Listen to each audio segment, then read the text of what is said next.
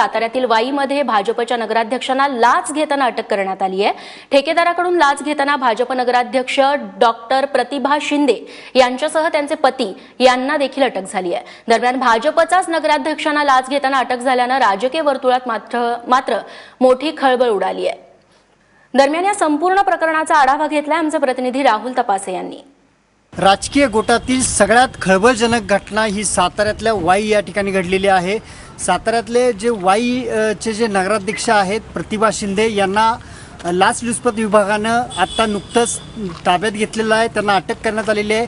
त्याचबरोबर प्रतिभा शिंदे यांची जे पती आहेत त्यांनाही अटक करण्यात आलेली आहे। ठेकेदाराकडून बिलाच्या टक्केवारीसाठी घेतलेली रक्कम त्यांना जो चेक आहे तो देण्यासाठी ही लाच स्वीकारताना ही कारवाई करण्यात आलेली आहे। वाई नगरपालिकेच्या हद्दीतलं जे शौचालय होतं त्या शौचालयाच्या बिलापोटी 14,000 रुपयाची रक्कम या प्रतिभा शिंदे या नगराध्यक्षांनी मागण्याचा प्रयत्न केला होता। घेताना त्यांना स्वीकारताना अटक केलेली आहे।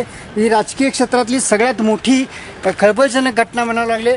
सगळ्यात महत्त्वाची एक अजून ह्यातली गोष्ट म्हणजे ज्या भाजपच्या ह्या ज्या नगराध्यक्ष आहेत प्रतिभा शिंदे या एकमताने या नगराध्यक्ष पदावरती विराजमान झाल्या होत्या।